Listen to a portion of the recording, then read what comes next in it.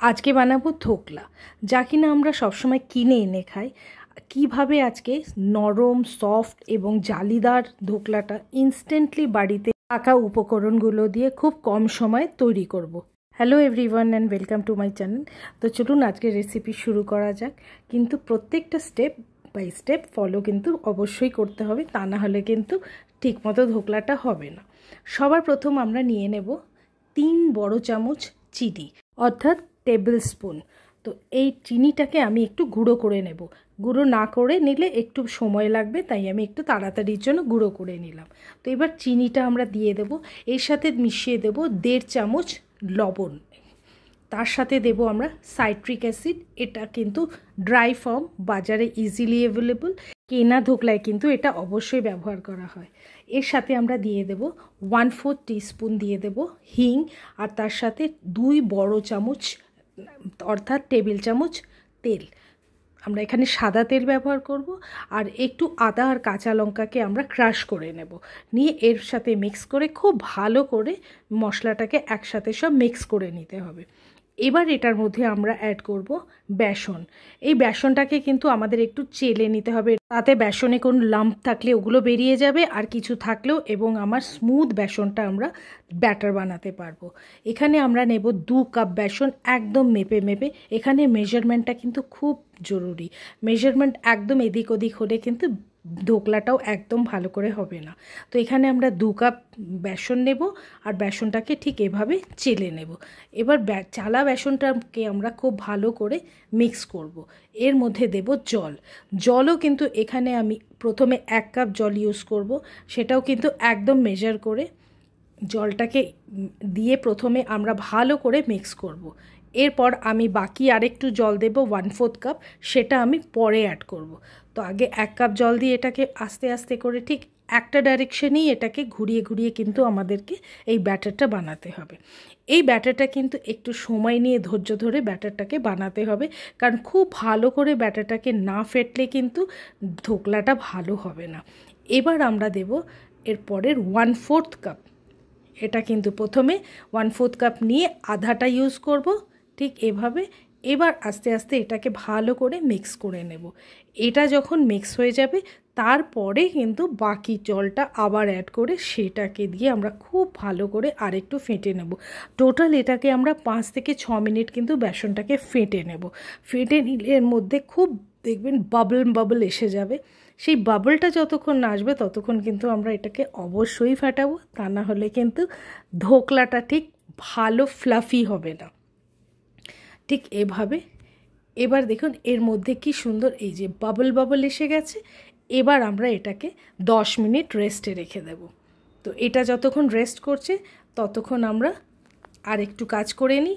সেটা হচ্ছে আমি ইডলি স্ট্যান্ডে বানাবো, তাই ইডলি স্ট্যান্ডটাকে ভালো করে অয়েলিং করে নেব। এরকম একটু অয়েল দিয়ে আরেকটা আমি বানাবো, একটা প্লেট কিংবা থালা, যেটাই আপনার কাছে থাকবে অ্যাভেলেবল সেটাতেই বানানো যায়। তো সেটার মধ্যেও আমি একটু অয়েলিং করে নেব। এবার আমরা 10 মিনিট বাদে আমরা এটার মধ্যে কি অ্যাড করব একটু সোডা। এটা হচ্ছে বেকিং সোডা অ্যাড করব। বেকিং সোডাটাও কিন্তু খুব মেজার করে একদম অ্যাড করতে হবে। এটা নেব আমরা 1 টিএসপি। এমন এটা এর বেশি কিন্তু আমরা একটু অ্যাড করব না। দিয়ে যখন আমরা এটা মিক্স করব তখন ব্যাটারটা কিন্তু আস্তে আস্তে একদম হালকা হয়ে যাবে আর একদম ফ্লাফি হয়ে যাবে, ঠিক এরকম। আর এইটা দেওয়ার পরে কিন্তু আমরা একদম টাইম দেব না, খুব তাড়াতাড়ি যেই ফ্লাফি হয়ে যাবে সঙ্গে সঙ্গে আমরা ট্রান্সফার করে দেব আমরা ইডলি স্ট্যান্ড আর প্লেট যেটার মধ্যে আমরা বানাবো। আর ততক্ষণ কিন্তু আমরা প্রি হিট করে নেব যেটার মধ্যে আমরা বানাবো ধোকলাটা। তো সেই জন্য আমরা সমস্ত কিছু রেডি করে এবার এর মধ্যে জাস্ট ব্যাটারটাকে দিয়ে সঙ্গে সঙ্গে আমরা কিন্তু ওটাকে স্টিম করতে রেখে দেব। আজকে ধোকলাটাই কিন্তু আমি আজকে হলুদ অ্যাড করিনি। যদি আপনাদের মনে হয় তাহলে আপনারা এর মধ্যে হলুদ অ্যাড করতে পারেন। একবার এই ধোকলাটা বাড়িতে বানালে আর কিন্তু কিনে খেতে ইচ্ছে করবে না। এত তাড়াতাড়ি এত সুন্দরভাবে এটা বানানো যায় বাড়িতে।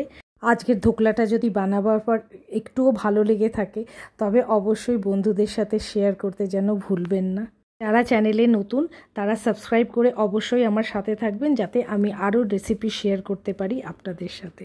এবার যে বাকি ব্যাটারটা রইলো সেটা আমি এই থালাটার মধ্যে দিয়ে দিলাম।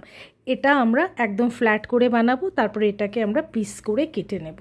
তো এবার আমি দু জায়গায় গরম জল বসিয়েছি, এটা একটার মধ্যে আমি এটা দিয়ে দেব, ফ্ল্যাট করে বানাবো যেটা। এবার আরেকটা যেটা আছে সেটার মধ্যে আমরা দিয়ে দেব এই যে ইডলি স্ট্যান্ডের মধ্যে যে ধোকলাগুলো বানাবো সেগুলো। এবার এটাকে আমরা স্টিম করার জন্য রেখে দেব 15 to 20 মিনিটস। 15 মিনিটসের পরেই এটা অবশ্যই হয়ে যায়, তা আমরা একটু 20 মিনিট বাদে এটাকে আমরা নামাবো। তারপর এটাকে আমরা কিন্তু কমপ্লিটলি ঠান্ডা হতে দেব। যখন চাকু দিয়ে চেক করে দেখব ওর মধ্যে কিছু লেগে যাচ্ছে না, তখন বুঝবো এটা আমার হয়ে গেছে। এবার ততক্ষণ আমরা একটা তড়কার জল বানিয়ে নেব। এটা কিন্তু ভীষণ ইম্পর্ট্যান্ট এই ধোকলার টেস্টের জন্য। তো আমরা একটা প্যানে নিয়ে নেব কিছুটা তেল, তার মধ্যে দিয়ে দেব সর্ষে, কাঁচা লঙ্কা চিড়ে চিড়ে দেব, আর তার সাথে দেব কিছু কারি পাতা। এগুলোকে আমরা একটুখানি ভেজে নেব, নিয়ে এর মধ্যে আমরা কিন্তু দিয়ে দেব জল। জলটা দিয়ে আমরা কিছুক্ষণ এটাকে চিনি দিয়ে ফোটাবো। এটা হচ্ছে তড়কা পানি। এই জলটা দিয়ে দেব।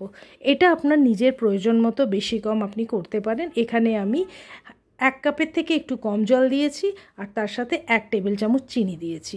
এটা একদম নিজের মতো করে এটা কম বেশি করা যায়। আর 1 চুটকি নুনও দিয়ে দিয়েছি।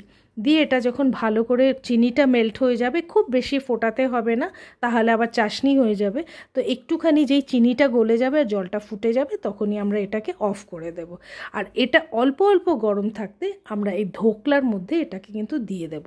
তার আগে আমরা ধোকলাগুলোকে পিসেস করে নেব।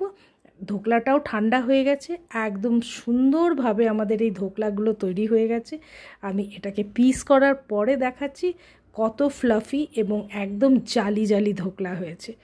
অবশ্যই খুব টেস্টি হবে। এখন আমি খেয়ে দেখে নিই। তো ভীষণ দেখে মনে হচ্ছে খুব ভালো হয়েছে ধোকলাটা। এই যে একদম ফ্লাফি ফ্লাফি ধোকলা হয়েছে, খুব সুন্দর। আমি দেখাচ্ছি একটা ধোকলা নিয়ে, ঠিক এই যে এত জালি এর মধ্যে এসেছে, একদম সফট হয়েছে, খুব সুন্দর। ঠিক এভাবে আমি এবার যেগুলো ইডলি শেপে করেছি সেগুলোকেও আমি বার করে নেব। ঠিক এইভাবে, এই যে কত জালি এর মধ্যে দেখা যাচ্ছে। এবার ইডলি স্ট্যান্ডের থেকে সব বার করে নেব। ঠিক এই যে এভাবে একদম ইজিলি এটা উঠেও আসছে। একটু ঠান্ডা হয়ে গেলে কিন্তু এগুলোকে আমরা ইডলি স্ট্যান্ড থেকে বার করব। সবগুলোকে আমরা একবারে বার করে নেব। এবার তড়কার যে জলটা বানিয়েছি ওটা একটু ঠান্ডা হয়ে গেছে। এবার আমরা এর ওপর দিয়ে এটাকে খুব ভালো করে দিয়ে দেব, যাতে প্রত্যেকটা এই ধোকলা যেন এই জলটাতে ভিজে যায়, যাতে সফটও থাকবে আর এটার সুইটনেসটা ওর মধ্যে আরেকটু এসে যাবে। এবার আমরা ওপর দিয়ে একটু দিয়ে দেব ধনে পাতা কুচি, আর যদি আপনার কাছে নারকেল থাকে আপনি নারকেলটাকেও ওপর দিয়ে দিতে পারেন। এবার এই ধোকলাটা টেস্ট করার সময় ভীষণই একটা সফট আর ফ্লাফি ধোকলা হয়েছে। আমি একটা ভেঙে দেখাচ্ছি কতটা সুন্দর জালি হয়েছে। এই যে এত সফট আর একদম জালিদার ধোকলা হয়ে ready. Thank you so much for watching.